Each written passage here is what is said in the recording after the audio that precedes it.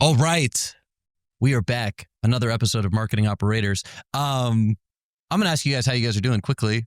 Cody, how are things? Oh man, another day, another long day. Sometimes work beats you up. Sometimes you beat the word. We started that again. Oh, it's one of those. It's one of those days. Yeah, for sure. I started the day, I think, like 4:30 this morning. Not getting that much sleep. Second kid, trying to hit the gym. Busy day. So happy to be here with you guys, but my brain is not completely there. So, dude, wait. Okay, so we're gonna get into this in just a second. But 4:30 a.m. wake up, huh? When a 6-week-old baby wakes up, you don't get to choose. And I'm so bad at going back to bed. So if it's like that time, I'm like, I'm just gonna get up. I'm not even gonna try to go back to bed. And then do you dunk your face in the bowl of Saratoga water before or after taking care of the baby? Yeah, and can you tell how good my skin looks? A little banana feel on my face. That's not beef tallow. That's just Saratoga water right there. Maybe that's what I'm missing. Maybe I got to do that. 100%. Connor, how are things on your end? Things are good, dude. We've been chipping away at.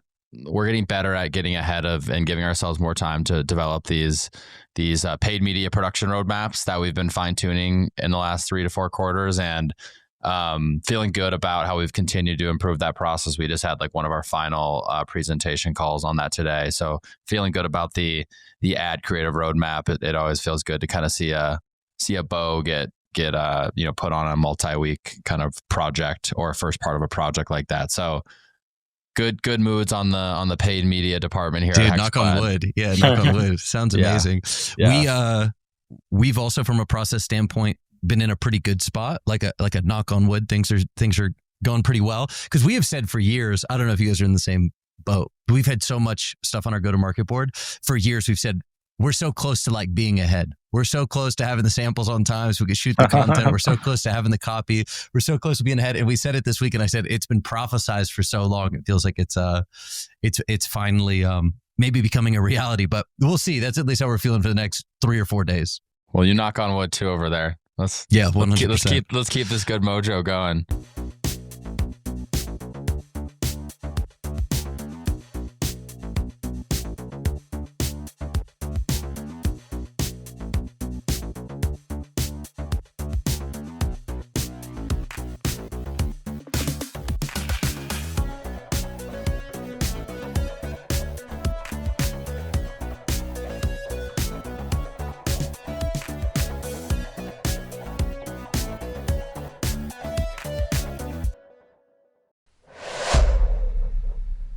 If you haven't heard, Motion has launched Expert Agents, one of the coolest AI solutions I have seen thus far. It is a way to analyze your ads and complete creative research tasks using AI-enabled workflows. Expert Agents right now are created and owned by different experts in the D2C space like Dara Denny and Barry Hott. You can think of them almost like apps in an app store.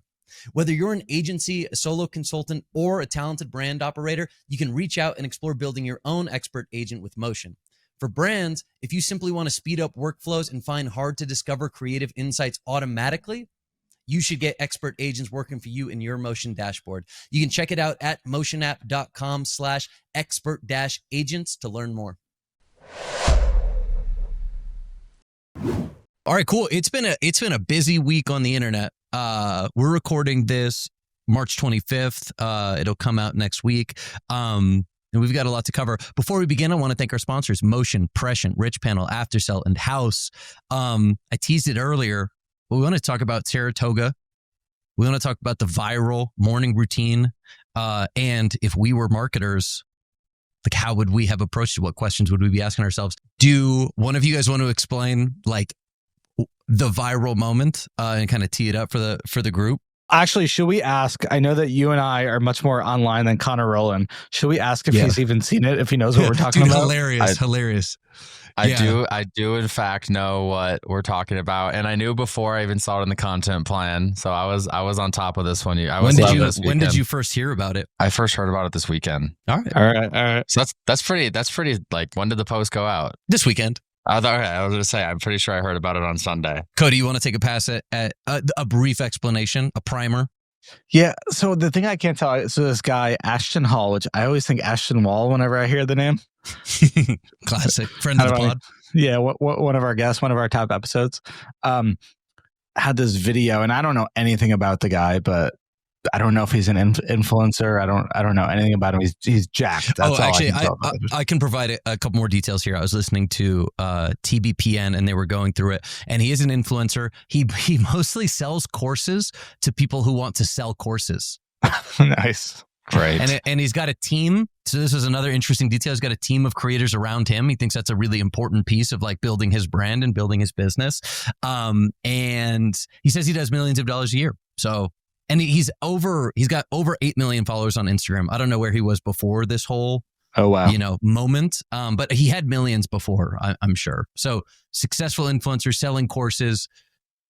You can go into the content. Didn't know that. Thank you for the contact. So yeah, just he had this video that went viral. It was like a morning routine, I guess, and just a pretty ridiculous video. I still don't know if it was just like a meme, like if it was just a mocking thing, or if it was serious. I wasn't sure either. Okay, I'm glad I'm not the only one. Because he's doing all the stereotypical things, right? Like the nose tape, the mouth tape. But he rubbed the banana peel on his face. I haven't heard that one. He did this thing where he splashed, he did an ice bath just for his face in this Saratoga water, which is going viral. And I think that they're way up, and their Google searches are way up. What else did he do? I mean, he went to the gym. He went. He rinsed his wrote mouth in his out with journal. it. He opened up his journal to the very first page and started writing in it. That's where it's like, yeah, it's probably a fake routine. It's like you'd think he'd be on at least page 3 or 4. Yeah, it's like when LeBron is reading a book in his press conferences. Yeah, classic. Yeah, so just like ridiculous video. This long morning routine where I think he woke up at like 4:30 but didn't make it to the gym until 7:30. Just like a completely ridiculous video that I don't know if it's serious or not. I really hope it wasn't. That I guess went viral. Why did it go so viral? Why do you guys think it went so viral? I mean, it was the ridiculousness of it. I think people saw that and were like, what is this guy doing for 4.5 hours every single morning? Like, I think it was the fact that you couldn't tell if it was him like joking and like trying to act ridiculous, or if this is like truly what he does and what he believes in doing. Like, I don't know, but I think the ridiculous of it and like the uncertainty of that piece was what really made people engage with it. And now if you go look at Saratoga's tagged content on Instagram, it's a bunch of people with like bananas in like the ice face bath thing going on. So you can tell that like they also thought it was ridiculous, whether or not this Ashton Hall guy that's was like trying the to new do a trend joke now. or not. Yes. I think it's the perfect blend of trends, 2 trends that people hate. One is hustle porn, and then the other one is like self-optimization. I mean, this is like quintessential like Gary Vee meets Andrew Huberman, like a caricature of those 2 people in one. And then the video was it had the perfect amount of believability where it's like, yeah, you can make fun of it because you think it's really going on. I think most people watch it and don't think this might just be a joke. And honestly, if I'm thinking about it, I don't think it is. Or it's like just the best kind of like rage bait content strategy. But I think that's what really does it. It's just it's like a unicorn in that way. Yeah, I thought it was a joke. Also, like parents are always like, they clearly don't have kids to have that morning routine. Like, I think that's like what I see, and I'm just like, damn, it would be nice to have all that time. Totally. And it was like a pretty sick gym an apartment setup he's got. The other thing, I did think it was a joke, but also like I have seen research from Huberman that like if you can't do a full body cold plunge, just dipping your head in actually does have a similar effect. So I saw it. I'm like, maybe everyone's giving the guy a hard time, but like there's actually something to it.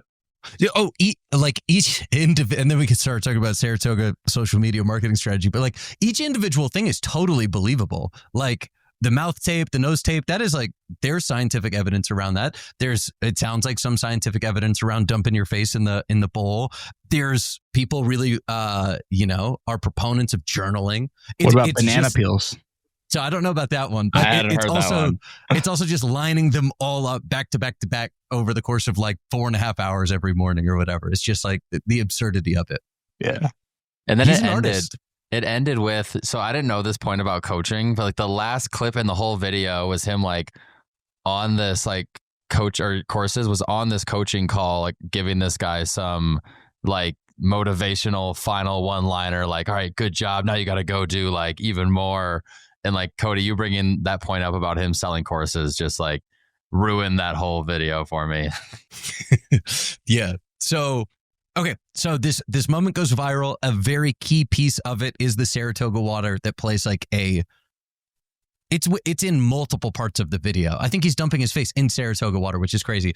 And the part that got e-com or brand or marketing Twitter into a bit of a frenzy was Saratoga's response or the lack thereof. So they went the whole weekend. They posted nothing on social. People were talking about them wasting this like massive viral moment. They got a couple Instagram posts up Monday morning, like kind of loosely alluding to it. But largely, you could argue it was largely undercapitalized on. So we got this question on Twitter, but if we, each of us, were the CMO at Saratoga, what questions would we be asking ourselves as you think about the correct approach to this viral moment? And then how do the answers to those questions inform how to play out the rest of the hand? Connor, what's your take? So is the question like, how are we reacting in the moment versus how are we reacting like longer term? Oh, well, look, I think you can interpret the question however you'd like. You're right. Okay. Yeah, like, just listen, like if you were CMO, what would you do? What would you have done in the moment and after it as well? I think you got to like engage with it more. I don't think you should just like, and they did, but they didn't really like, I don't think they like responded to him in any way, shape or form. I don't know if they like reposted his content in any way, shape or form. I see that they did their own, they've done some of their own stuff, but even their own stuff that they did was very much in their like non-social native content style. I was thinking, so like, I think that's the bare minimum. I don't know if there's a ton to do other than that. Obviously, the original content itself did its thing, and I don't know how much more they could have like added on to that in the moment. What I would absolutely be thinking is, wow, maybe there's something to this organic social, more like social native content strategy. Like if you go look at their Instagram, they're clearly not doing that. It's all like whatever staged product shots. They have this like blue brand forward aesthetic going on. They're clearly not engaging with creators. They're clearly not engaging with socially native content. So that would make me just rethink, hey, maybe there is an opportunity here. And I don't know if they saw their revenue surge. I mean, I don't know how quickly they get that data. It looks like their main online distribution channel is like Instacart. But I would be thinking about that and like, should we go be engaging with creators at a larger scale and trying to like replicate this top of funnel impression play that maybe they clearly didn't think was possible, because I don't think they've been doing this before. It doesn't look like they've had a ton of activity prior to this moment. So I'd be thinking about that. I'd be thinking about maybe like some sort of syndication strategy. Like, can we get, and it looks like that happened a little bit, but how can they maybe amplify that specific piece of content a little bit more through syndication pages, just to like really maximize the number of eyeballs that are seeing it. I don't think there's more to do with Hall here. I think part of the reason it worked so well, which we already talked about, was because you couldn't really tell if it was like a brand deal or not. From my research, it wasn't. I think the moment that you like cut a brand deal with him, you lose all that. So I don't know if I would necessarily go and like interact with Hall anymore, but I would definitely be thinking through like, who are some other creators that we could go activate with and try to like continue this momentum, see if it's replicable. And also knowing that like if you seed a bunch of creators, the moment in time they're the most likely to post and tag you and use your content or use your product in their content is when this like cultural zeitgeist is happening. So like the sooner you do that to this Hall video, the more likely you're going to show up in other people's content. So I'd be product seeding like as the immediate thing here. And then maybe thinking through some like other like deeper deals potentially. But like overall, just really thinking about how we can leverage organic social more and like create more socially native content. Cody, what do you think? What do you got? I kind of want to hear. I don't have that much. I agree with like they should have done something. They should have reacted a lot sooner, and it should have been a little bit more native to the current, environment that's going on right now. But would love to hear what you got first. Yeah, totally. Okay, cool. So Connor and I are on similar pages, I would say. Let me actually talk through this a little bit quickly too. There was a group of people that were like, oh my God, they're blowing like the biggest marketing opportunity ever created. Ashton Hall's video was reposted by an account on Twitter. That was the tweet that went viral, ended up getting 1 billion views. And you can only imagine all the memes on top of that. Dude, I mean, honestly, many billions of views of this. Like I probably saw 50 or 60 ads that were like related to Saratoga water in some way. Insane moment. And it's just absolutely going like insanely viral throughout the weekend. So people are like, one of the tweets posed like, do you fire your social media marketer on Monday because they didn't take advantage of this opportunity? There's another group of people that were like, hey, Saratoga water, like, they've been in business for a really long time. They know what they're doing. They don't need to like bend over backwards trying to cater to this like flash in a pan viral moment, which I can also understand that. Did you also see like the e-com like drop shipping bros be like, yeah, you should like be rip and spend as hard as you can right now? You know, they don't even have like a website. Right. Their shop now takes you to Instacart. Yeah, totally. Yeah. And that, I mean, from that perspective, like, I saw another thing that Amazon said they had like 7 bottles of water left or something. So it was like, I don't think they were positioned to take advantage of the moment from like a financial perspective, unless you do try to drive a bunch of traffic to Instacart, which just seems like that's clearly not their business model. And that's not the sort of thing you try to figure out on like a Saturday evening.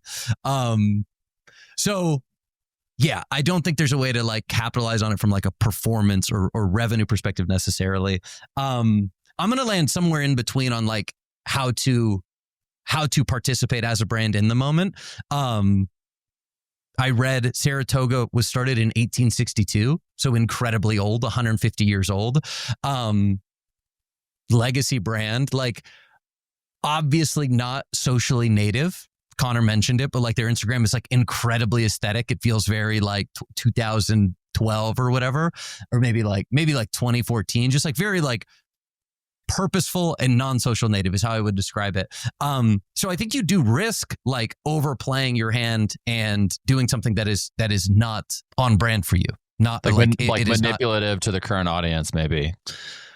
Yeah, or just something that like you won't be proud of like a year or two from then. You'll have felt like, oh yeah, that wasn't authentic to what we are as a brand typically. Connor Dalt said this on our podcast with him, but I forget exactly what the context was. Maybe it was social strategy, but he was like, how are we advancing our mission? We have a mission as a company.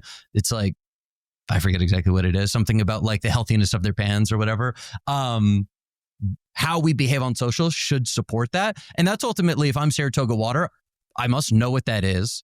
And then I want to try to participate while remaining true to that mission. And I think there's ways to do that. And frankly, I think they did that in their posts on Monday. I understand the critique that you should probably try to get that post up on Saturday. There's billions of views happening. There's so much brand awareness. You should just try a little bit earlier. I don't think there were any tweets. I heard that they hadn't tweeted since like 2022. So it was like, okay, yeah, you'd hope they were a little bit more agile to take a brand first approach to responding to this moment and then doing it on the platforms where these conversations are happening. So that's my initial thought. And that's pretty minimal involvement. I'm not like they should have taken this as like this amazing opportunity and tried to blow it out of the water. It's more critical than ever for marketers to not only understand the full impact of their paid media spend, but where to move dollars to continuously improve results. Prescient AI stands out as the only platform offering daily, omni-channel forecasting and optimization for all your paid media channels without bias. Prescient's halo effects show the often unrecognized performance of upper funnel tactics in channels like YouTube, TV, TikTok, and even newcomers like AppLovin. It's 2025, and marketers need to adjust their measurement toolkit to adapt to the changing landscape of paid media. As brands grow, they need heightened investment in more channels and upper funnel channels, and distribution is probably getting more complicated as well. And like I said, measurement strategies need to evolve, and that's where Prescient comes in. Prescient has been amazing for us, helping us understand which of our channels are performing well, especially hard to measure upper funnel channels like TV, YouTube, etc. It's really allowed us to understand what's driving results, what the halo impact of these channels is going to be. And has really given us a lot of precision and confidence to be able to allocate our budget to these channels that maybe they don't look great by traditional measurement, capabilities, but with, advanced measurement, with Prescient, it's actually really helped us get the confidence to scale these channels. And it's been amazing. TV's now 20% of our budget, largely thanks to Prescient being able to understand the impact that it's having. For a lot of brands, there's also just an expanded requirement to understand how your paid media efforts are creating impact across your retail and wholesale channels. And it also does a great job of that with Amazon as well. So I highly, highly recommend using Prescient to be able to understand the full impact that your paid media is having on your business. It'll help you forecast revenue, understand your acquisition costs. You can figure out exactly how much you should be spending on each channel. There's a reason Prescient is trusted by scaling brands like Jones Road Beauty, Hexclad, Safa, Hollow Socks, Coterie, and over 100 more. Prescient is the leading MMM for brands seeking confidence to scale top of funnel and drive omnichannel growth with confidence. Go to prescientai.com/operators to learn more and see it for yourself. So a couple other things. One is I just looked up what their mission would be, and it says, this is with ChatGPT, but they says Saratoga Water emphasizes that, quote unquote, distinction is in the details, aiming to enhance life's moments with their premium spring water. So one thing I just want to call out is like, this guy lives a very like luxurious life, seemingly, right? He's got this like beautiful like penthouse suite. He's clearly taking care of his body. He's a successful businessman.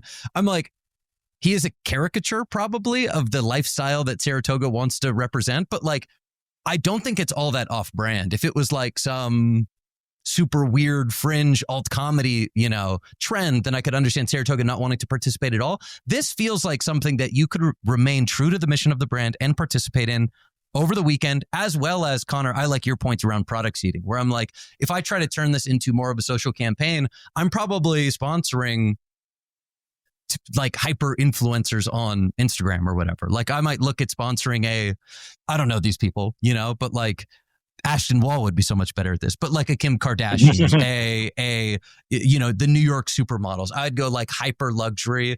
And I think you could do all those things. I think you could continue this moment while remaining at least relatively authentic to who you've been for the last 150 years.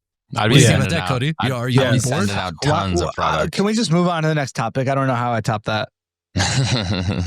I'm submitting my resume to be director of social media marketing at Saratoga. Yeah. No, I think you're right. I think, just judging by their social content, they're clearly not trying to play the game of max virality or max growth. Like I'd be curious to see like what their earned media program is. Like, again, no idea if this was a product placement or not. Maybe they're much more liberal about brand guidelines on earned media, but who knows? So yeah, I think certain brands are just like, hey, we don't have to kind of completely win the moment. By the way, they probably had the biggest spike in awareness that they've ever had. Like maybe that's enough for them. Maybe they're like, this is crazy. We don't even need to push this any harder because we just got 1 billion views. So yeah, you don't know. And I know you mentioned the social. I'm just in their ad library. They did launch a few things, like I think like 2 ads with it. One just says a pairing we never knew we needed, trendsetter at Ashton Hall official. And it's a picture. Looks like it's like, I guess it's an image of bottle, bucket of ice, and a banana. And Beautiful. like, it's a little bit more branded. It's whatever. It's like 1, right? So it's probably a little, too late, not enough, but like you said, if that's it, I think like I don't even know what's the banana company. I don't even know like who makes bananas. Dole? Like Dole. Like they should do a partnership. The problem is that would probably take like 12 months, right? Yeah, that's the things with companies like these. It would probably take 12 months, and then like people are like, you don't want to be that company either. Yeah, that's super fair. It looks like this like whole face bath thing has started showing up on Ashton's page as of this year too, and that Saratoga is pretty much in every one of these videos. So, dude, it's baller. Like, wouldn't you want to hire a coach that just dunks his face in bottle, like in a bottle of glass water? Yeah, dude, that is bougie. That is enhancing life's moments with premium spring water. Right. And that's why I think like seeding it with literally hundreds of people that are like filling that premium niche, whether it's fashion or health or food, like that's kind of what like nothing says bougie than I'm gonna dump out a whole bottle of water just to soak my face in it. So like maybe like capitalize on that cultural zeitgeist in like continuing to drive that narrative of like every single way that these people are using this product is how you would envision like a premium water to be used, whether it's for a face bath or for the water you're using to cook your pasta in. I don't know. But I think that could be that could be cool to like tap into different verticals. It's like you got the Brit bodybuilder, but now you also have the primo fashion lady who buys the nicest clothes and drinks the nicest water, and like you're hitting different audiences of people by doing that. 100%. Yeah. All right. So here's what I would do. If let's say like ignore the brand stuff and let's say you can act quick and you have budget to do it, I would probably work with some pretty large influencers, do like collab posts with them, right? Get like a known biohacker. So get like Huberman or get somebody like that to do, just like more morning routine, like ridiculous stuff, kind of like joking, like making fun of himself. Maybe get Brian Johnson, like the Don't Die guy, and like get them doing like these routines and like adding just like ridiculous stuff into it, which could be the banana or the ice bath, and like get them using, Saratoga, like kind of like make fun of it and just build on top of it. That's probably what I would do, is just get a few people and get some influencers, and like, how do you just, create this ridiculous content where you're kind of making fun of yourself. You're kind of like being, just a part of the joke a little bit and know that you were used in this ridiculous way. So those are like a few I would do. And then I'd also think like, what's next? Okay. Like the water was used in this ridiculous way for these ice baths. And it's like so overkill to use like spring water from a glass bottle for like an ice bath. But like, what's the next thing? Like, do you do a commercial where you fill a whole pool? Like, you probably get people mad at you for doing that if you're going to be that ridiculous. Yeah. Hopefully people can tell it's like clearly a joke. You got a poppy vending coming up. machine. Yeah. You don't want to do that. We also have April Fools coming up. So like you could do something funny there and tie it into that as well. All right. I love it. We've got some good ideas here. We're going to have some job offers in our inbox from Saratoga after this episode. Yeah, consulting. I don't get the sense they're marketing operator listeners. Yeah. So we'll see. All right, sick. Next item on the agenda here. Meta made some big announcements this week. I figure we talk through them a little bit. Had you guys heard of Andromeda? Alex heard of it? Not a quiz. Super familiar. Yeah. They just announced it. So this is Facebook's. It's Meta's proprietary machine learning system. They announced it at the end of 2024, and it's really like the machine learning engine underneath advantage shopping campaigns. And what's interesting, I think what they had like an engineering post go out last week, and there's a great podcast on Taylor Holiday's e-commerce playbook. He'll be on in a couple weeks. Maybe we could talk about it more with him. But what they talk about is it's this improvement of like the retrieval stage of its advertising recommendation engine. So like just to quickly explain what that means, or at least how I interpreted it, is you can imagine Meta's got like millions of ads, hundreds of millions of ads that they have the ability to recommend and show in someone's feed. And a really computational intensive step is figuring out, when I'm deciding what ad to show Connor Rowlane, is how do I choose between these millions of ads across all these different ad accounts? And what they're excited about with Andromeda is that they're doing that way more efficiently than ever before. So that's like the big takeaway seemingly, is that there's been this like step change in the amount of ads that they can process, and that they can pull from like a much larger set of ads in order to give better recommendations and serve more relevant ads to users. And what they said is that this was at the end of 2024, and I imagine it's just been improving as quickly as everything else has. But they saw a 6% improvement in ad recall and an 8% improvement in ad quality metrics after deploying Andromeda. So what people seem to be interested in is how this changes, one, how brands are utilizing advantage shopping, and then two, how are you structuring campaigns, and how much creative can you have live or have within a campaign now that Meta is better at viewing all these different ads and recommending the right one to the right person.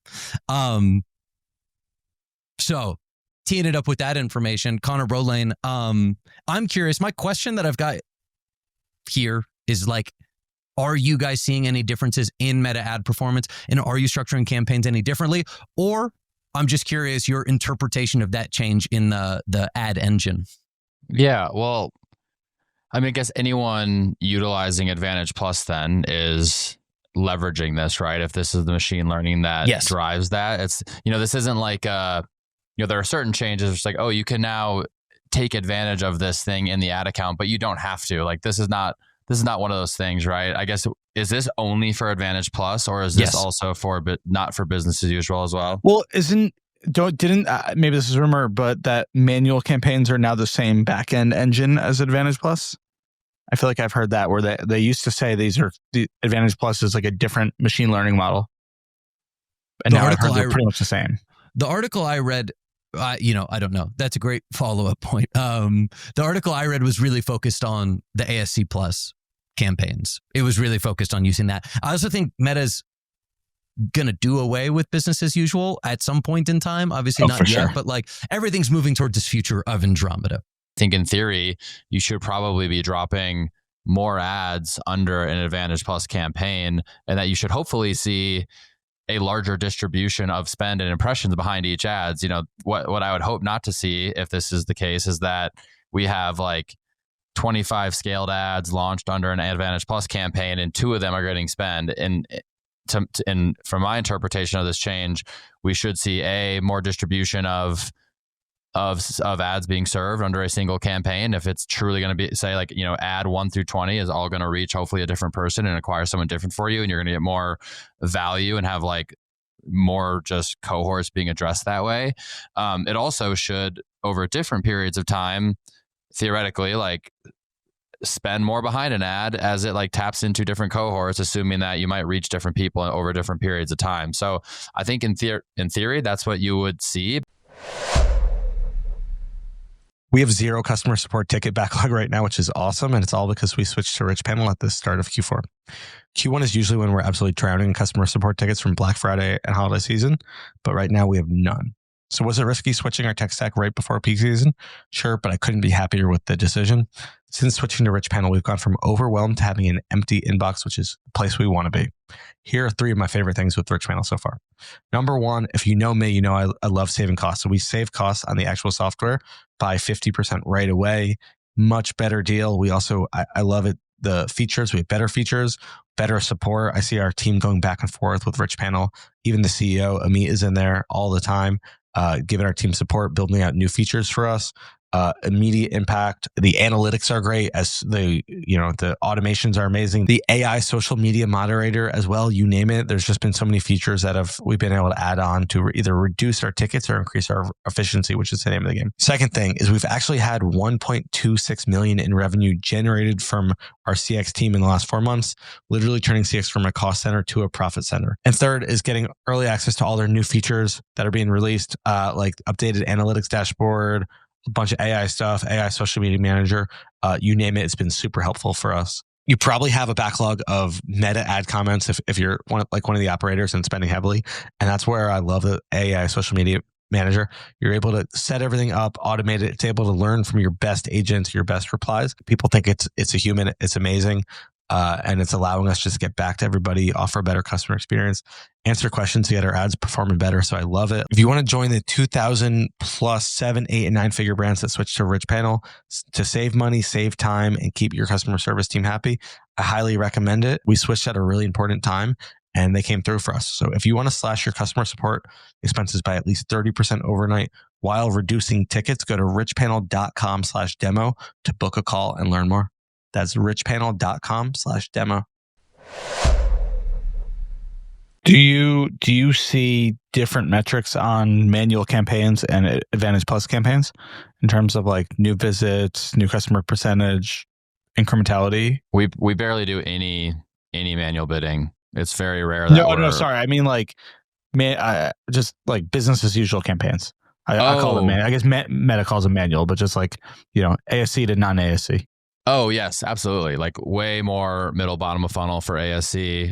Return on ad spend return on ad spend is typically higher because of that, just because it is generally a much lower net new visit rate. So these people are folks that have been in our funnel for a while. So we still roll these out, right? Like there's a time and a place when we do. And like, especially during a sale period, we make sure we have ASC campaigns live at any time. But yeah, very different like soft metrics and performance metrics that we see in a That's so interesting. BAU. We don't. If anything, we see better with ASC. Actually, it's new visit rate, and new visit rate, ROAS, all that kind of stuff. It's not that ASC is that good; it's that all of it is that bad for us. but we don't see a big difference. So we're like almost completely on ASC now. And when you say that bad, you've talked about this before, but you guys are hitting 60-70% new visits. Like 65 is like probably where we're average at. Which I think, there's a lot of creative fatigue in there. There's other stuff, but yeah, I did see Olivia from House tweet that she has a theory that like accounts do well either with manual like BAU or ASC, like not having like a huge split. It's just like what she's seen from, I guess, tests she's been across. Connor, Ridge, what do you guys running your being account? committed to one or the other? Yeah, that was like her theory. Huh. Just like Meta seems to prefer that. Yeah, I could see that.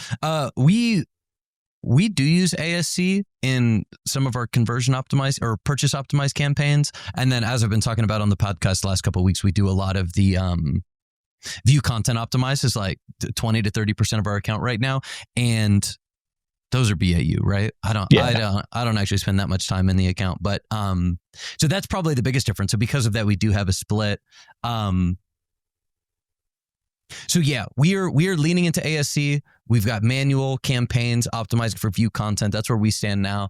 I am interested to see, like, what I'm doing with my team is just figuring out if this is the case, if we can have more ad creative in a given ad set, like how does that change our account? Or I think it goes back to, because not even so much, I guess they're kind of one and the same, right? But it's not necessarily about like, oh, I have 30 ads in my ad set and now Meta knows which one of those to serve to which people. It's actually like, just how many ads do we have available to Meta across the account? Like, it sounds like we can just have more, and it has become increasingly likely that Meta can find some deep cut from our ad account and say, we're going to recommend this to this person. So we might see, I would love to get more value out of diversity, because that's not something we've typically seen. Like, if we're really speaking to different types of personas, different types of people, whatever, we're highlighting our different campaigns between NFL or MLB or whatever else, I'd love to be able to just have a ton of content live, and Meta is that much better about recommending that to the person. And I don't know what that means in terms of ad creative in an ad set, but I like that future. I'm here for it. I was looking at our ad account right now as you were just chatting, and actually, like, what I was guessing should happen in an ASC is definitely happening in our account. Like, I'm looking at the ASC campaigns that we do have running. These are generally like, we're not testing in an ASC. These are scaled campaigns. Like, I'm looking like, we have a top new creative. We have some, like, I'd say 35% of our spend in the last 30 days is going into ASC. So still mainly business as usual. But in the ASC campaigns, we just have like a bunch of ads dropped in there. And it actually is a very even distribution of spend. We're not seeing like a single ad take up 80, 85% of the budget here. So I guess that does fall in line with this idea that this is going to serve the certain ad to the right person more effectively here, which is great, I think, especially if you're a brand that can produce a lot of creative. And I've always hated when you drop like 25 ads in a scaled campaign and it's like 3 ads are getting spent. You're like, why are we even producing all these ads and even trying to scale them? It's just like the machine learning's not like working in our favor. So, yeah, I would want to go in and see if like how that ad distribution looks in some business as usual campaigns. I guess my question is like, how is this different? Because I feel like for the past like year or even 2, Meta has been preaching creative diversity and will show your ads to the right person at the right time, and all of that stuff. Like, have they just seen that this is coming and it's been the same thing, or is this something new? Like, does this seem like something new to you guys, or is this just a small tweak on the back end model behind it? That's what I'm not understanding. So my interpretation is that this was announced in late 2024.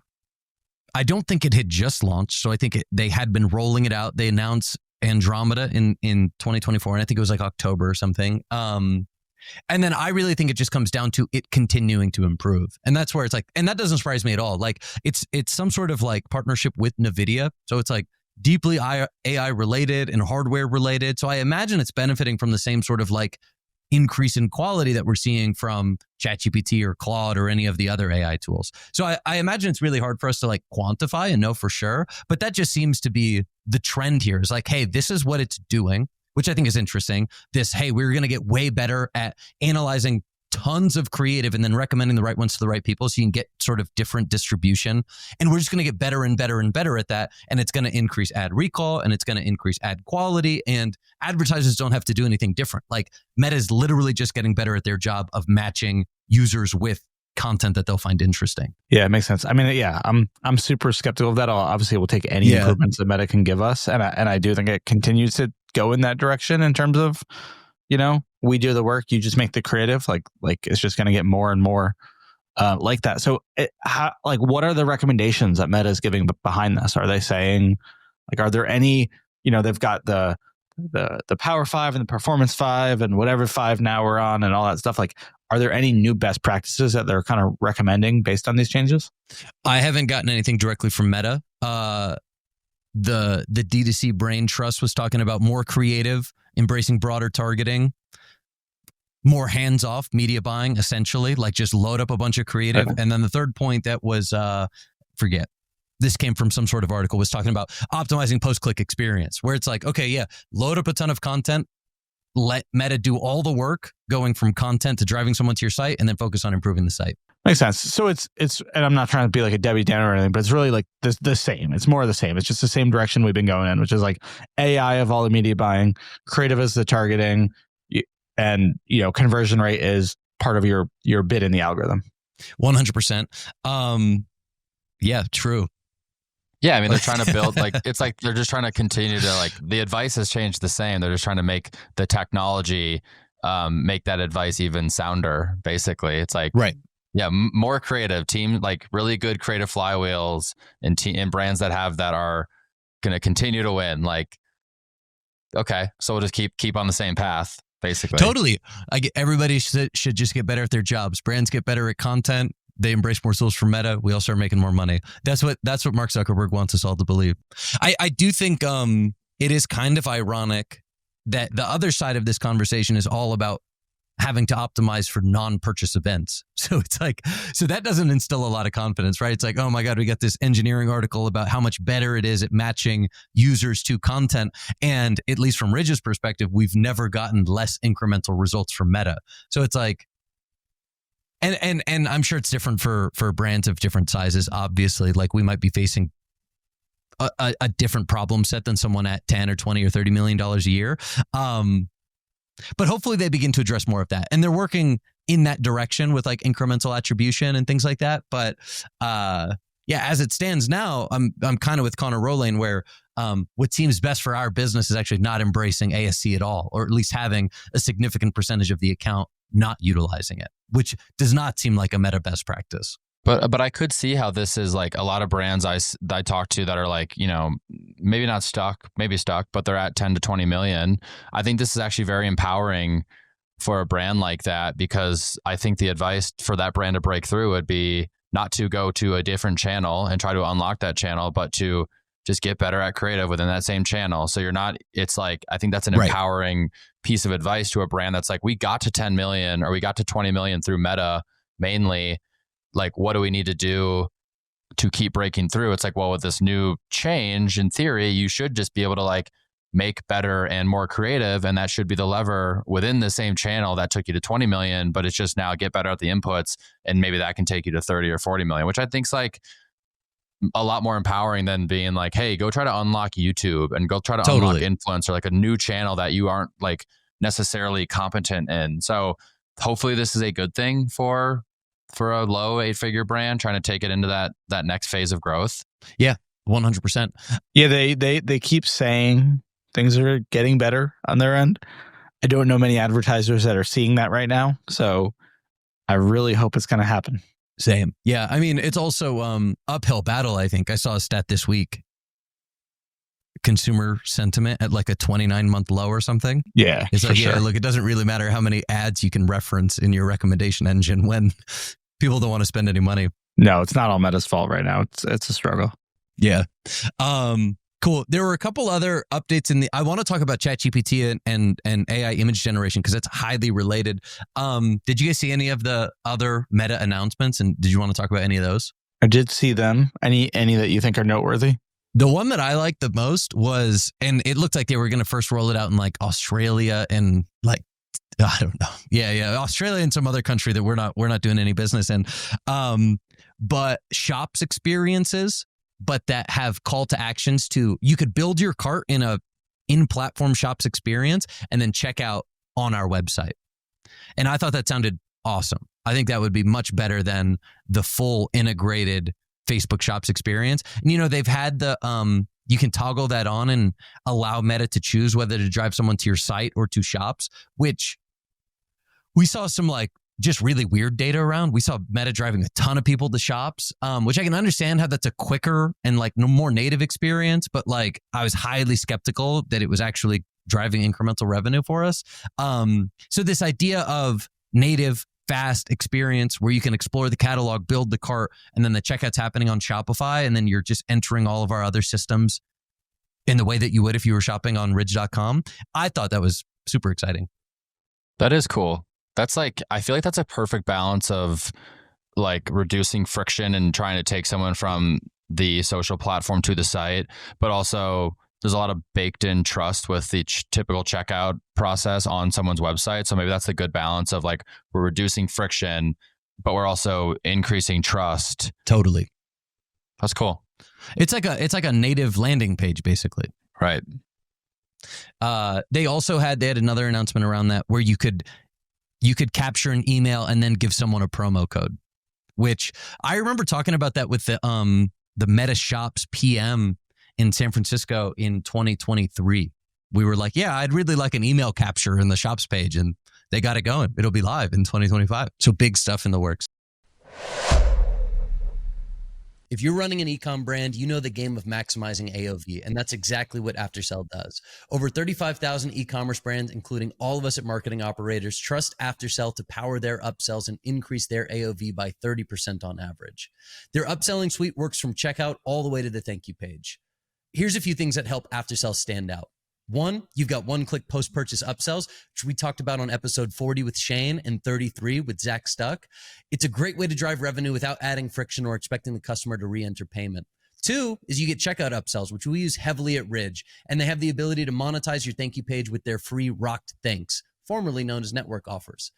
Some real numbers from Aftersell users, up to 35% increase in conversions and over a 16% average conversion rate. If you're not optimizing your upsells with Aftersell, you're leaving easy money on the table. Book your free demo today and get Aftersell for 60 days free. Go to aftersell.com/operators to claim the offer.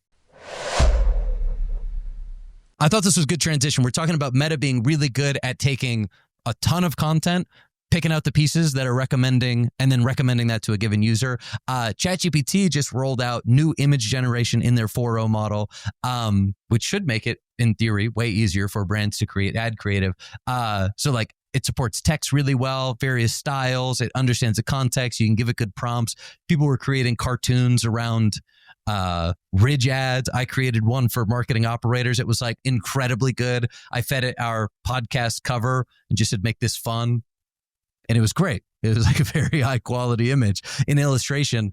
So we're moving towards a world where Meta is able to process and recommend from a larger set of creatives. And then on the flip side is there's technology coming out that means we can generate a ton of new creative. So people were asking about our thoughts on that on Meta. So like just predictions around how workflows change, how teams change. If you guys are seeing any of that today or what you think that looks like over the next 3 or 6 months. One of you guys want to take a first pass at that? I mean, we're using static ad designers. We have real people designing all of our emails, all of our ads. I think there's always been so much power in a really strong brief. And I think that's the job of a leader of a marketing org to do, right? Is like, you need to be able to write a really strong brief and like work with your team to bring that thing to life. And like, I don't know about you guys, but most of my like doing time now is like spent writing briefs and then reviewing assets along the way. So I think this is just an extension of that. I think this like puts even more power in the hands of the person that can write a really strong brief. Now, I don't know if this will ever totally take out the need for a static ad designer. Maybe eventually. I don't think we're there yet. Maybe this is like a really good inspo thing for like, hey, I'm like the marketing leader of an org. I have a concept in mind. Maybe I go into ChatGPT and like beat it up a little bit to get it to like a point where like now not only do I have a brief, but I also have some like examples where previously like you wouldn't have had that. So maybe it's effective to like make these briefs even stronger to then hand to a real like person to design and like bring it to the finish line. But like, I'm not saying it also can't give you final assets to put in an ad account or in an email either. I see it, at least in today's state, being more useful for like getting the download to someone that is going to bring it to the finish line versus getting it all the way to the finish line. Which part were you agreeing with, Cody? I mean, I have some parts I maybe actually disagree with, but the part about how like if you're a marketer and you're not a designer, maybe don't expect it to create a finished asset and like replace your designer, but you can just kind of use prompt it or some type of AI to create like almost a mock-up or a wireframe that then you can give to a designer. And it's just like, hey, here's where I want it. Because I think some part of the brief that's just challenging is like communicating your vision to the person. And I've used it, like I've even used like Replit or Lovable to like dev out a page just to be like, hey, like this is what I'm trying to do. The same way I would almost like sketch it out in the past, just like on a piece of paper. So just to kind of bring your vision and idea to life, and then you can go and give that to a designer who can actually make it look pretty and nice. So I think there's a ton of value in like today now, where you can get that. I think here's how we're using it. I've been playing around with the Sora stuff today, so definitely want to chat about it. But the biggest thing is research. Like that's the biggest one that has made the biggest difference. Motion's got some cool agents. I think deep research is just off the charts cool. Hopefully I can say this on here. So Meta actually gave grants to like a few different companies, mostly agencies, I believe. I don't know if you guys have seen this at all, to build some AI tools. And I have a pretty close relationship with the owner of one of these agencies. And so we've been kind of like a design partner, beta access to one of their tools. And it essentially synthesizes reviews. So the same way you could upload your reviews in ChatGPT, but it's manual. You have to keep doing it. There's also probably some training of the model that they've done. And so like one thing that in the past I've done, and it's really time consuming, if you want to build a new landing page and a new listicle and you want to figure out what content you should put in that, what should all your bullets be, you go to your reviews, and every time you see somebody talk about dry skin, you tally it off and you just go through that over and over and over. Like that's something AI can do automatically. And again, ChatGPT can do it. This tool can do it really easily and really well. So like we don't write any brief without research anymore, and we don't write it without AI research. So like just trying to compile all that stuff in one place. So any agency we onboard, we give them all that stuff, all of the persona research we've done, all of the review synthesizing, things like that. But yeah, like we're working on like a new landing page brief today. Like all of the bullets, all of the points, we're really all of that. So we know what this tool has, like persona attributes, value props, barriers, and problems. And so we hopefully now know a bunch of those things about our customer. Okay, so quickly, you're synthesizing all this data into the platform, and then the platform, like you can click around in there and you can see personas, value props, and the things you mentioned. Yeah. Yep. Which, I mean, honestly, you can do this with ChatGPT. You just have to, upload a CSV reviews and then just prompt it for a little bit. Right. And then there's a chat interface in there so that when you need to go, if I understand this correctly, you need to go build a landing page. So you're jumping in there. It already has all the context that it needs. It knows who your customer is. It knows what your value props are. You say, I need a landing page for our Mother's Day campaign. No. So there's no chat. There's no like Gen AI. This is essentially just training based on the research. So it's not connected to any like generating anything, but it'll just be like, okay, here are essentially it's using AI to cluster the reviews. And so if you get, 100 reviews and 20 of them have this sentiment, it's really just doing sentiment analysis and just kind of clustering things. So it'll just say, hey, of the 10,000 reviews you have for Miracle Balm, your top personas are this, and it's creating personas based on those clusters. So that's what it's doing with AI.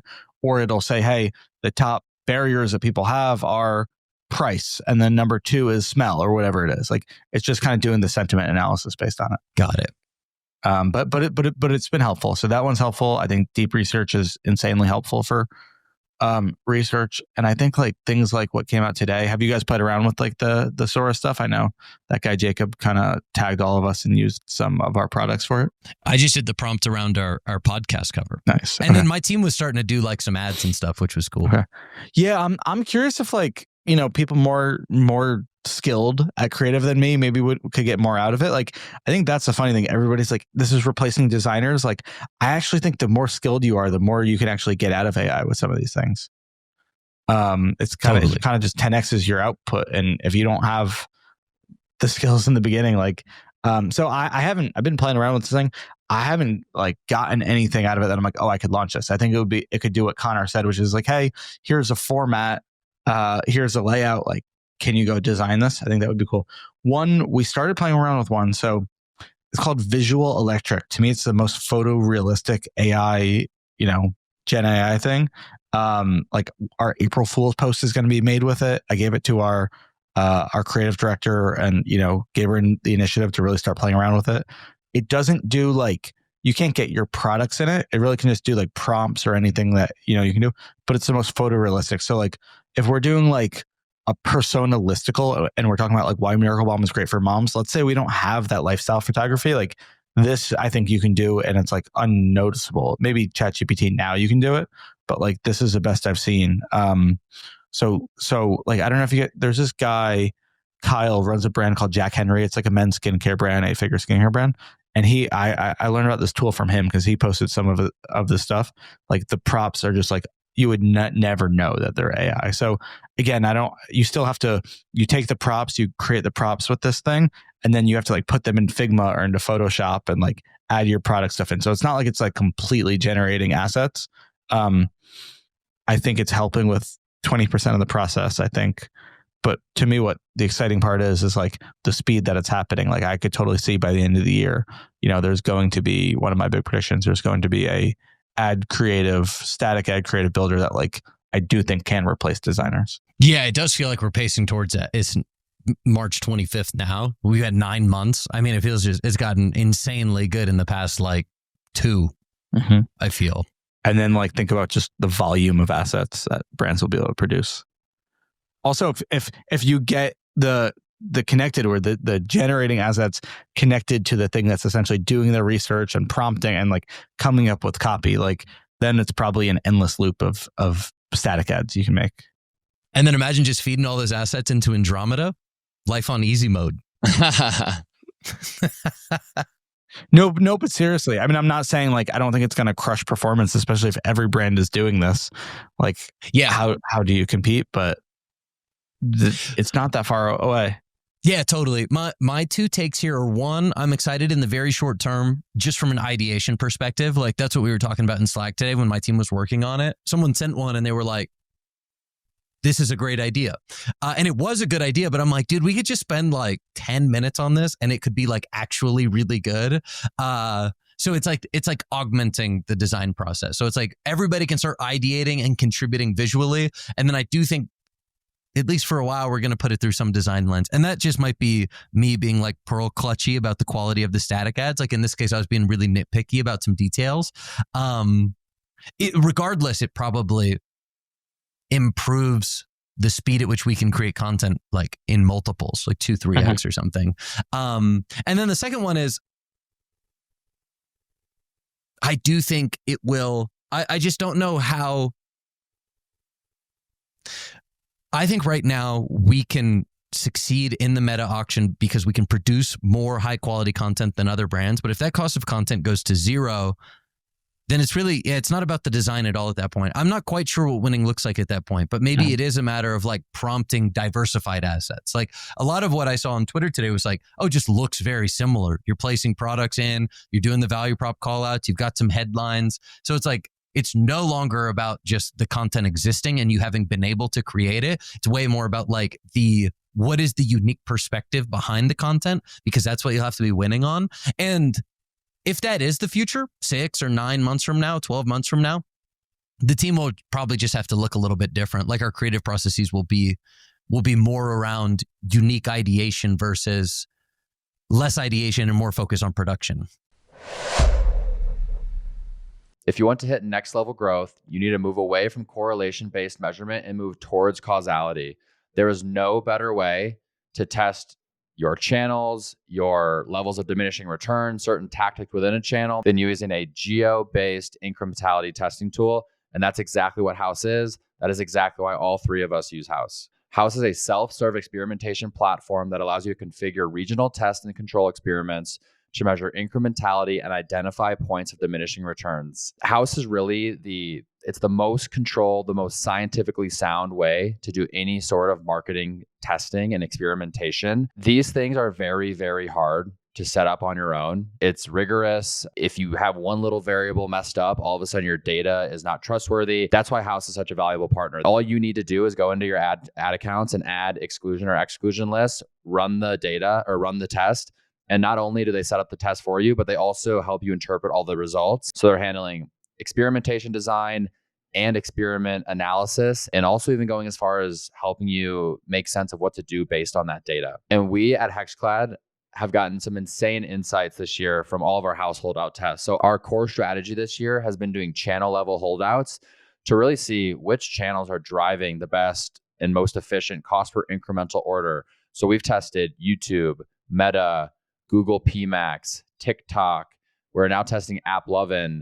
We are getting a sense of which channels are driving the most incrementally efficient first-time orders right now. And the amount of insights that come from that information is insane. It helps us inform where we develop creative. It helps us inform where we scale up budgets in certain channels and bring certain budgets down. Plus, we are now able to use our incrementality results and actually plug it right into Prescient. So not only are we getting causal data that is actual data that we can trust to make decisions off of, but now the media mix models and the probabilistic data from Prescient is even more accurate because they're using actual data to inform their models and the readouts that they're giving us. House is an essential addition to your measurement stack. Go to house.io/operators. That is spelled HAUS.io/operators to start your incrementality practice today. Do you think that, so Cody, you were saying that tool can create like really compelling lifestyle imagery. I wonder if there's like ever an in-between here where it's like what winning looks like from a production standpoint is giving the AI tons of raw assets to work with. You have lifestyle ads, you have product shots, you just have this insane raw asset library. And now your briefing is like, I want like a product shot overlaid on this, or like this type of headline and this type, and like they're like using all the raw assets to kind of put together the most compelling piece of creative it can versus having to like generate all of that with the AI too. I wonder if there's like a middle ground here that like having a better raw asset library makes you more powerful with the prompting, and what you can produce is like a final asset versus having a less filled out raw asset library. That's a good point. I don't know. Yeah, I wonder if it'll get to the point where you don't even have to produce the raw assets because you can also do them just with a product render, or if that's really your main input that then you can create variations off of. Sweet. All right. Last piece on the agenda here. Cody, you had a prediction this week. You want to talk through it? Yeah, I did. Had a prediction. It's one of those predictions that everyone hopped in. They're like, dude, you're an idiot. This is already happening. It's like, that's how you know it's a good prediction. Yeah. It's already coming true. All right. Yeah. My prediction, I said brands today, I have a typo in it. Just realized brands today have one social media account for the most part. It's run by internal teams and they pay influencers for distribution. We're going to see brands having multiple accounts that they pay creators, not influencers, to run for them. And so, a lot of people are like, oh, what do you mean or whatever. And then a lot of people are like, dude, this is already happening. Either we're already doing it. And it seems like, definitely want to get your guys' take on this, but it seems like it's happening a little bit in D2C, e-commerce, and happens much more often in SaaS, it seems like. Yeah. And I think that's a really interesting trend. I was talking with a VP of growth at one of the big like B2B SaaS companies, and he was telling me that they did it. And I was surprised by that. I think Bill.com did a good job of it like a year ago or something. And I don't know what has kind of caused this. Maybe it's just what I was describing is it's been affiliates who are like on the forefront of marketing strategies, and then typically like D2C brands, and then B2B SaaS is like way behind. And it feels like there's certain types of marketing the software is just further ahead on, and organic social seems to be one of them. Do you think it's because they're less precious about brand? Because like there's so much to me, like this whole like I'll admit, at Jones Road, like we are very outdated in our approach to Instagram. I think we're living in like 2022 maybe of like best practices, maybe even earlier, where it's like pretty feed based, like creating content for your followers, and it's just not how it works anymore. And now obviously the algorithms have changed so much, and it's merit based and it's content based and engagement based, and there's obviously it's essentially the same. To bring it full circle, the same like AI model behind it. I'm sure it's different, but it's just bringing people relevant content. And if creative testing and volume is so important, right, on paid social, like maybe it's that important on organic social. And maybe you could just from your same page be posting 10 videos a day and seeing what pops off, but you can post 100 videos a day from 10 pages, if you have 10 total pages, and you just get more shots at bat on it. But I wonder if brands are just still too idealistic about their feed and their profile and what it looks like. And these SaaS companies that really don't care as much about brand are playing the game the right way. It's got to be something like that. They can't be like, if you're Tabs Chocolate or if you're Bill.com and you have, I don't know, let's say 20 different pages, all with a different creator making that content, all with different styles of content. Like, they're certainly not reviewing all of that. I don't know what their review process is, if any, but they're saying any negative brand connotation is going to be infinitely outweighed by the impressions we're getting and the different audiences that we're hitting because we have different creators representing our brand in different ways. Yeah, 100%. I sent a tweet today. It was an app that Nikita Beer was an advisor for, and they had 26 ambassadors. They were posting 52 videos a day, so each was posting 2 videos, and they had thousands of posts up. Like, nobody's reviewing that. They are just thinking, and that's kind of like the Nikita Beer growth marketing strategy, right? Like, that is just a CPM arbitrage. It is because we have things like Reels and TikTok today where you can post organically, and if you post with the right format, with the right hook, you can just get organic impressions. And there are certain types of brands, and I don't know exactly why it's the case because it's not the typical like cutting edge, industries in terms of marketing. So something's shifted there, but clearly a lot of value to create. I like it, Cody, personally, as a prediction. You were getting a little bit of shit for it, I guess, but what's that? It's besides people being like, this is already happening. No. Yeah. That's all I mean. People being like, yeah, this is happening. But for 90% plus of people, they have no idea it's going on. Yeah. Do you got are you guys interested in this approach? Do you think it's something that you guys would do or have considered or not really for you? I like it. I mean, it's like, especially our Instagram, where it's a lot more higher production value type content. So I think I like it because it's an opportunity for us to like veer from that. I also like it because cooking is a vertical with tons of different sub personas in it. Like, we could activate 50 people that are all reaching we could have, the 23-year-old in college, the 30-year-old male that's a bachelor, the 55-year-old like housewife type lady. I think it's a really cool opportunity to like create different content for different niches. Now, that's my growth marketing brain. If you asked our chief brand officer or head of content, I'd be curious if they agreed with me. But I think it's a really cool strategy and it's like a fun, if you can crack the content and the creator, it's like all of a sudden you've just found a way to reach, hundreds of thousands, millions of people. That's not paying Meta $20 per 1,000 impressions. Yeah, I would love to do it. I would love to see. I think it would work for all of our brands. I feel like cooking and beauty lend themselves so well to short form social. Like, you could totally imagine having 10, 20 creators who could create awesome content on a daily or weekly basis. I don't know what it would look like for us.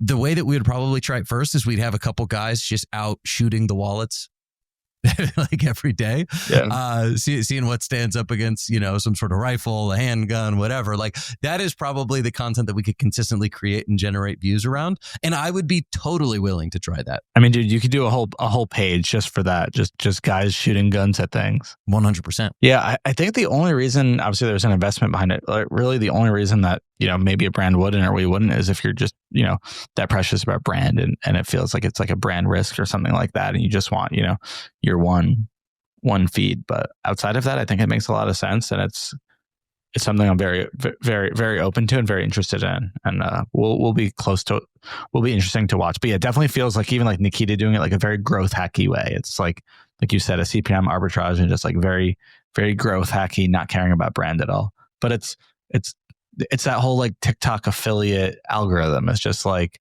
how do we just get an army of people, creating content about our brand? And yes, you have organic seeding, you have affiliate stuff, you can pay people to post. This is just another way. It's just a little more centralized. It's kind of like right in between like brand and earned media. Totally. Yeah, so I like that as a strategy. If we're talking other organic social strategies, I saw a really interesting example. I've been talking about this one quite a bit, the like astroturfing that companies and brands are doing. It's like the Kai Cenat one that I mentioned, where 1X humanoid robot sponsored Kai Cenat. They get an hour integration, and then they cut that content down and they like promote the clips all over Twitter, right? So it's like that all appears very organic. Those aren't tagged as ads or anything like that. Those people are making a CPM payment, or they are getting paid on a CPM basis, but it feels very organic, and it can kind of, you can brute force your way to virality. I think I saw it again over the weekend where there was a video of Shaq, and they're like, Shaq forgot he bought an Escalade. That was like the viral clip. And it's like some guy showing up to Shaq's house being like, Shaq, you just got the Escalade IQ or whatever. And he's like, oh, dude, I totally forgot that I ordered that or whatever. And it's like, it's such like a baity video. I didn't think anything of it until I started seeing Escalade IQ ads during the Laker game that I watched the other night. And I'm like, oh, I think that is a coordinated approach. Like, I think they were like, what is a stunt, like a little stunt piece of content that we think could go viral on Twitter? How do we integrate the Escalade IQ? Because they specifically called it that. And I'm like, that's the part that I thought was a little bit odd. I'm like, they're saying the full name. So that's also the sort of thing that certain types of companies, I'd put like crypto and gambling and apparently Cadillac, are like really good at. And I would like to experiment with more. Yeah, do you ever see those? Sorry, go ahead. No, I was going to say, also just seems like an arbitrage opportunity. If you can create content that can go viral, you can kind of brute force your way there and get super low CPMs and impressions. Yeah, for sure. Do you ever see those Twitter ads? And I always see them community noted. It's a gambling site. Yeah. What's the site? Stake.com. Stake. Yeah, exactly. And they'll even be in the community notes, and they'll just do some like very viral clickbaity things, and people, in the community notes will be like, this is like a stake.com ad. And it almost like helps them. Like the community notes almost helps them. Like I wouldn't be surprised if they're having people from the brand community note at this point. I absolutely think so. Stake.com, those are funny ones because the product is not integrated into the video at all. It's literally just a viral video, and then they just overlay a stake.com video in the corner. And then these like meme pages are like just pumping it out on Twitter. And yeah, and then they always get community noted, and I am positive that the community note is part of the ad, that like they are purposefully doing that because it just stands out way more. And then most people wouldn't even notice that there's a stake.com logo in the video until you read the community note. This is a stake.com ad. So that's 100% all coordinated, and another one of my favorite forms of marketing going on right now. Yeah. I just wonder how, like, because like you said, the content is, not at all related to the ad and the company. Like, it's obviously probably the lowest quality impression that you can get, at a certain point, it's still worthwhile if the impressions are that cheap and there's enough arbitrage in it, even if like the conversion of like impression to actual customer is like abysmal. But yeah, I wonder like at what point you go too far, and it makes sense more to do like, you're probably paying like a cent per CPM on those versus like a YouTube integration. You might pay a $40 CPM, but it could be just like the most qualified audience. Well, dude, 100%. I mean, stake.com is going like scorched earth. Stake.com owns kick.com. So they used to sponsor a ton of streamers, super high CPMs. They would stream on Twitch, them gambling online or whatever. Twitch banned gambling. So stake.com just created kick.com. So like that is their version of sponsoring YouTubers. They actually created their entirely own streaming platform so that they could get like super high quality, also probably very expensive CPMs via streaming. That's genius. And that's how soap operas were created. Do you know that? That Procter & Gamble invented soap operas. I have heard that. Literally have places to run ads on. Yeah, dude, kick.com is the modern day soap opera. That's good. All right. Thank you for listening to another episode of Marketing Operators. As always, make sure to share with your media buying friends, your ad creative friends, your e-com operating friends. As always, thank you to our sponsors, Motion, Prescient, Rich Panel, Aftercell, and House. And make sure to like, subscribe, comment on YouTube. Always appreciate your support. We'll see you next week.